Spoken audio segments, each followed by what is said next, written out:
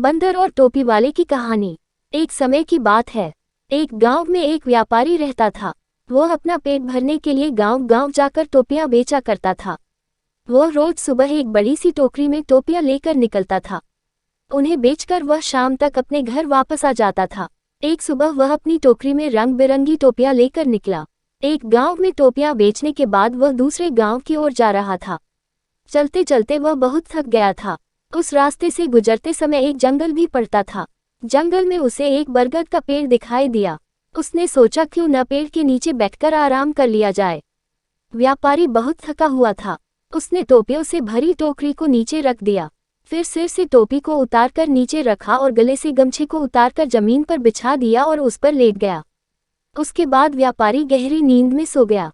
जिस पेड़ के नीचे व्यापारी सो रहा था, उसी पेड़ पर बहुत सारे बंदर रहते थे। व्यापारी के सोते ही बंदरों ने उसकी टोकरी पर हमला बोल दिया। बंदरों ने रंग बिरंगी टोपियों को लेकर खेलना शुरू कर दिया। कई बंदरों ने टोपियों को हाथ में भी पकड़ रखा था। बंदरों की उछल कूद से वहां शोर हुआ तो व्यापारी की नींद खुल गई। नींद खुलते ही व्यापारी के होश उड़ गए। उसकी टोकरी से सारी टोपियां गायब हो चुकी थीं। सभी बंदर हाथ में टोपी लिए हुए व्यापारी की ओर देख रहे थे। व्यापारी ने ऊपर बंदरों की ओर देखा तो उसे सब समझ आ गया। व्यापारी परेशान हो गया। वह सोच में पड़ गया कि अब टोपियां न बेच पाने के कारण उसका कितना नुकसान हो जाएगा। यही सब सोचते हुए वह अपना सिर खुजाने लगा। उसे ऐसा करता देख बंदर भी अपना सिर खुजलाने लगे। व्यापारी को ये देख गुस्सा आ गया। उसने गुस्से में अपने सिर पर अपना हाथ तेजी से मारा। बंदरों ने भी अपने हाथ से अपने सिर पर तेजी से मारा। बंदरों को ऐसा करता देखा व्यापारी को समझ आ गया कि बंदर उसकी नकल उतार रहे हैं। अब व्यापारी को एक तरकीब सूझी जिससे वह अपनी टोपियां वापस ले सकता था। अब उसने जिस टोपी को सोते वक्त सिर के नीचे रखा था, उसको सिर पर पहन लिया।